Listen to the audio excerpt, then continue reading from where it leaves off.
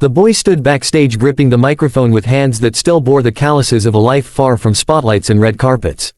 His name was Elijah Cruz, 12 years old, born and raised in a crowded barangay outside Manila where electricity flickered more than it stayed on and music came from cracked radios shared by entire neighborhoods. He was small for his age, thin from years of simple meals, but there was something in his eyes that made producers pause every time they looked at him. It wasn't fear. It wasn't confidence either. It was something deeper, like he already knew this night would change everything, one way or another. Elijah had never planned to audition for America's Got Talent. In fact, the idea once felt impossible, almost laughable. He had learned to sing by copying old VHS tapes his father rescued from junk shops, tapes labeled with fading ink that read Michael Jackson, Dangerous Tour, History World Tour, Moonwalker. His father, a former construction worker who lost steady work after an injury, would play those tapes on a battered player while Elijah practiced moonwalking on cracked concrete floors. His mother washed clothes for neighbors, humming along whenever Elijah sang, believing her son's voice was a gift sent to lift them out of hardship. But when his father passed away suddenly from an untreated illness, the music stopped for a while. Elijah stopped singing altogether, convinced that his dream had died with the one person who believed in it the most. The first twist came when a visiting charity worker heard Elijah singing softly outside a small chapel late one evening. It wasn't loud or polished, but it carried pain, hope, and longing all at once. The worker recorded a short clip and sent it to a friend who worked with international talent programs. Weeks later, an email arrived that no one in Elijah's family fully understood at first.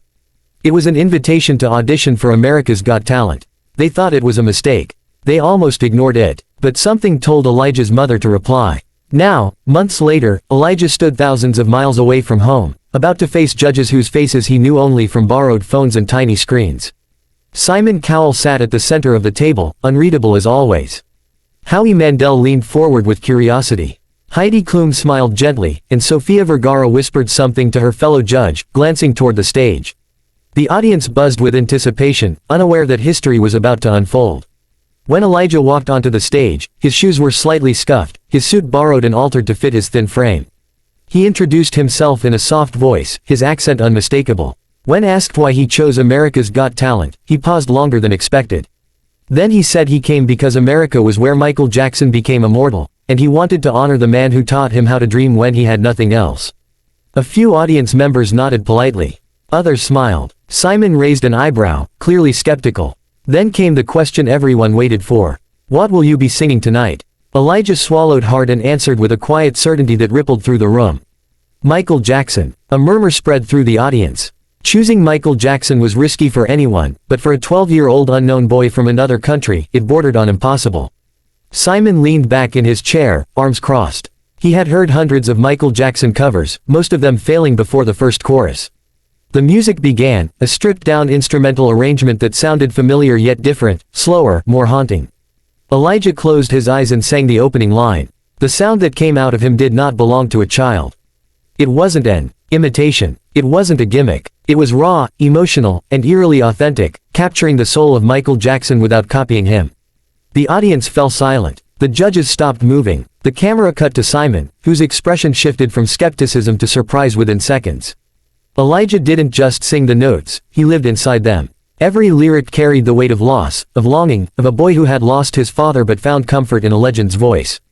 Halfway through the song, Elijah did something no one expected. He stepped away from the microphone and danced. Not a flashy routine, not a rehearsed spectacle, but a fluid, emotional movement that blended Michael Jackson's iconic style with something deeply personal. His moonwalk wasn't perfect, but it was honest. His spins were slightly unbalanced, but they carried heart. The audience erupted into cheers, some standing without realizing it. Heidi covered her mouth. Sophia whispered, "Oh my God." Howie shook his head in disbelief. Then came the second twist. As Elijah reached the final chorus, his voice cracked. For a split second, it seemed like the moment might fall apart. But instead of stopping, he leaned into the crack, turning it into something powerful, something real. Tears streamed down his face as he finished the song, and when the last note faded, there was a pause so heavy it felt eternal.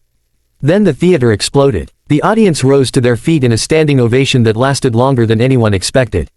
People were crying openly. Simon remained seated, staring at Elijah with an intensity that made even the cameras hesitate. When the applause finally died down, the judges prepared to speak. Howie was the first. He said he had seen thousands of performances on that stage, but very few moments where time seemed to stop. He told Elijah that what he did wasn't just singing, it was storytelling, and America would never forget it. Heidi followed, praising his bravery and saying she felt like she had just watched the spirit of Michael Jackson smile down on the stage. Sophia struggled to find words, saying Elijah's voice made her forget where she was, and for a moment, she believed she was watching something magical and impossible. Then it was Simon's turn. The room went quiet again. Simon leaned forward, his voice calm but heavy with emotion. He said that choosing Michael Jackson was one of the most dangerous decisions a contestant could make. He admitted that when Elijah announced his song choice, he expected to stop him within seconds. But instead, he said something unexpected. He said Elijah didn't bring Michael Jackson back by copying him. He brought him back by understanding him. Simon paused, his eyes glossy under the lights, and said that moments like this were the reason the show existed. And then came the third twist, the moment no one saw coming. Simon stood up. The audience gasped as he reached for the golden buzzer. Usually reserved, usually strategic, Simon Cowell was known for being the hardest judge to impress. He looked at Elijah and said that sometimes, talent isn't about perfection. It's about truth. And what Elijah brought to that stage was truth in its purest form. He slammed the golden buzzer. Gold confetti rained down as Elijah collapsed to his knees, overwhelmed, sobbing openly. The audience screamed. The judges rushed to the stage. Simon walked over and placed a hand on Elijah's shoulder, whispering something that microphones didn't catch. Later, Elijah would reveal that Simon told him, "You remind the world why music matters." But the story didn't end there. Backstage, producers discovered something Elijah hadn't shared on stage. He almost didn't make it to the audition. His family had struggled to secure travel documents, and at one point, the trip was nearly cancelled due to lack of funds. It was only through last-minute donations from strangers who believed in his story that Elijah boarded the plane. Even more shocking, his father's old Michael Jackson tapes were the only belongings Elijah brought with him to America. He said he felt his father with him every step of the way. In the days following the audition, Elijah's performance went viral. Millions of views flooded in from across the United States. Celebrities shared the clip. Music legends praised his authenticity. But behind the scenes, Elijah struggled with pressure, fear, and the weight of expectations. He worried he would never live up to that moment again. One night, overwhelmed, he considered quitting the competition altogether. The final twist came when Simon requested to meet Elijah privately. Instead of giving advice about winning, Simon told him something that surprised everyone. He said winning didn't matter. He said Elijah had already won the moment he reminded people why they fell in love with music in the first place.